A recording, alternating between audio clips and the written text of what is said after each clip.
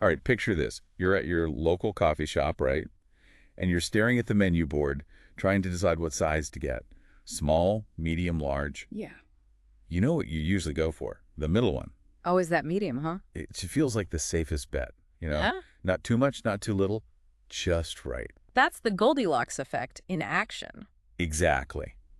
And that's what we're diving deep into today, this whole idea of the Goldilocks effect, but specifically in the world of marketing. Right. We're not talking porridge and chairs here. We're going to look at how businesses use this psychological phenomenon to, well, basically get us to buy stuff. Yeah, and we've got this really interesting report, the Goldilocks Effect in marketing, plus a bunch of studies and articles to help us break it all down. It's pretty amazing how this just right principle pops up everywhere. Oh, yeah, I was reading in the intro to the report that it's not just marketing. It's psychology, biology, astronomy. I mean, even in space, there's this thing called the habitable zone, right? The Goldilocks zone. Exactly. Where a planet's not too hot, not too cold, just right for life to potentially exist. Yeah, it seems like we're wired to look for that sweet spot no matter what we're doing. So let's start with the basics. I mean, everyone knows the story of Goldilocks and the Three Bears, right? Too hot, too cold, too hard, too soft, too big, too small. The classic middle ground preference. But there's a psychological term for this, isn't there? It's called the just right effect. And it's actually been studied in babies. Really? Yeah, there's research showing that even infants tend to prefer things that are moderately complex. Like visually, they'll focus longer on patterns that are interesting, but not too overwhelming.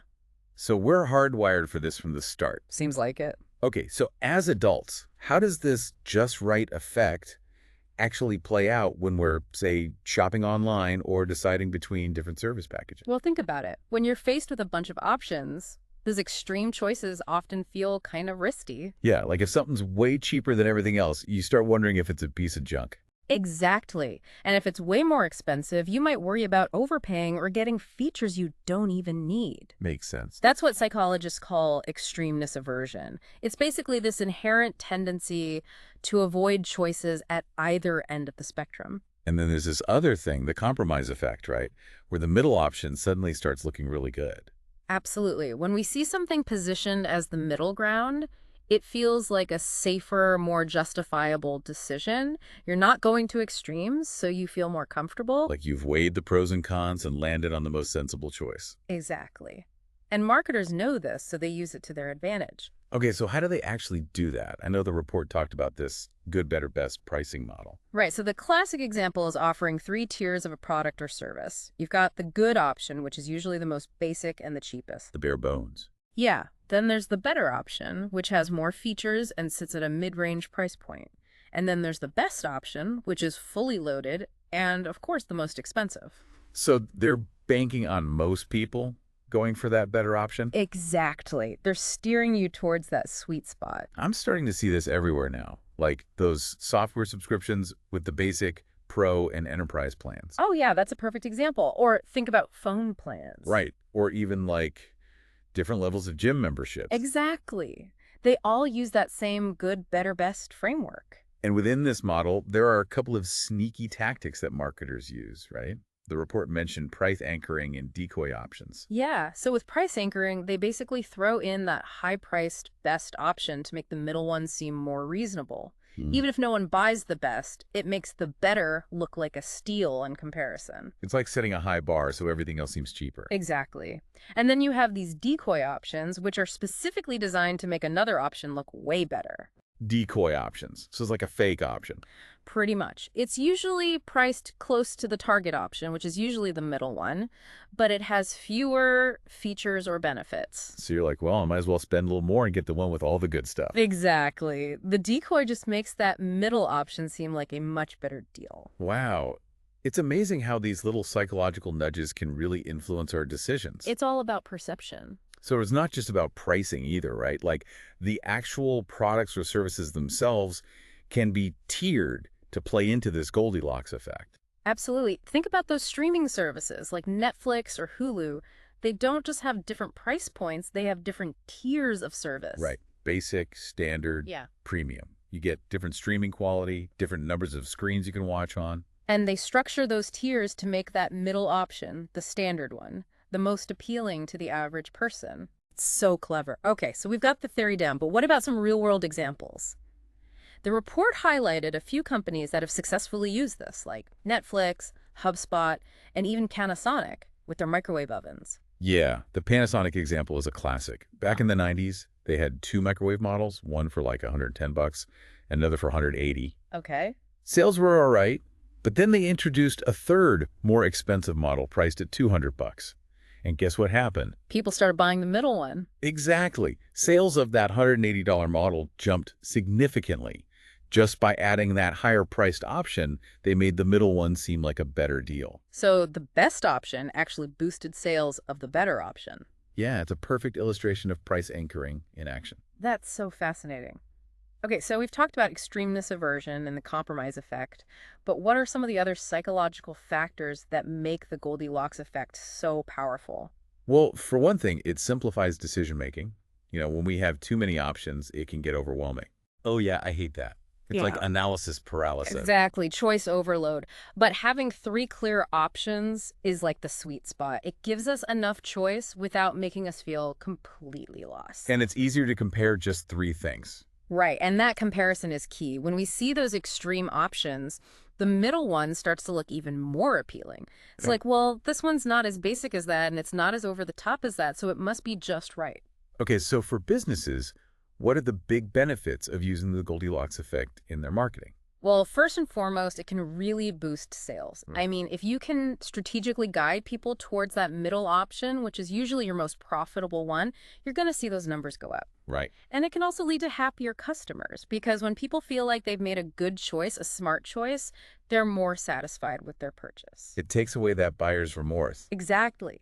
Plus, as we saw with Panasonic, it can bump up the perceived value of your offerings. And when something feels valuable, people are more willing to pay for it. And you can attract a wider range of customers with those different tiers. Yeah, you're catering to different needs and budgets, which can help you expand your market reach. Sounds like a win-win.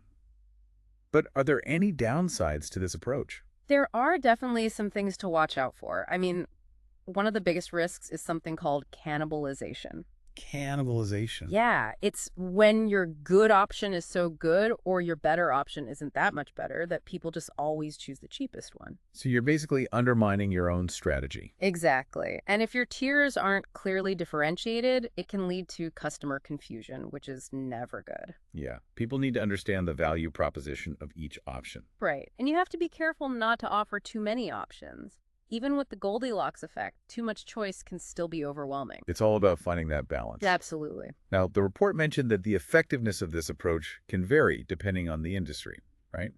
Yeah, certain industries lend themselves really well to the Goldilocks effect. Like, think about sauce companies. They often have those tiered subscription plans based on features and usage limits. Makes sense. Retail is another big one. They use the good, better, best model for all sorts of products, from clothes to electronics, and even the hospitality industry uses it for different room types and service packages. So it's pretty adaptable. Yeah, but it's not a one-size-fits-all solution. For example, with high-involvement purchases like buying a car or a house, you might need a more nuanced approach. And cultural factors can also play a role. In some cultures, the most expensive option is seen as the best, regardless of actual value. So you have to know your audience. Always. Okay, last question. How can businesses combine the Goldilocks effect with other marketing tactics to make it even more effective? Well, one way is to combine it with product bundling. Create different bundles at different price points, each with a different set of products or services. So like a basic bundle, a standard bundle, and a premium bundle. Exactly. That way, you're still leveraging the Goldilocks effect, but you're also encouraging people to buy more stuff. And you can combine it with that anchoring bias we talked about earlier. Oh, absolutely. Have that high-priced best bundle or option to make the better bundle seem even more appealing.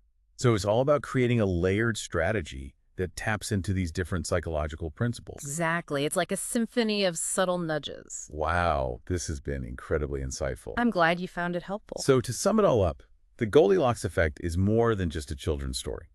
It's a powerful psychological phenomenon that can have a huge impact on how we make decisions, especially when it comes to marketing. Businesses use it all the time to influence our choices, and understanding how it works can give us a real advantage both as consumers and as marketers. Now, for you listening, I want you to think about the last time you were faced with three options. Maybe it was choosing a size, picking a subscription plan, or deciding between different product bundles. Did the Goldilocks effect play a role in your decision? Did you find yourself gravitating towards that middle option?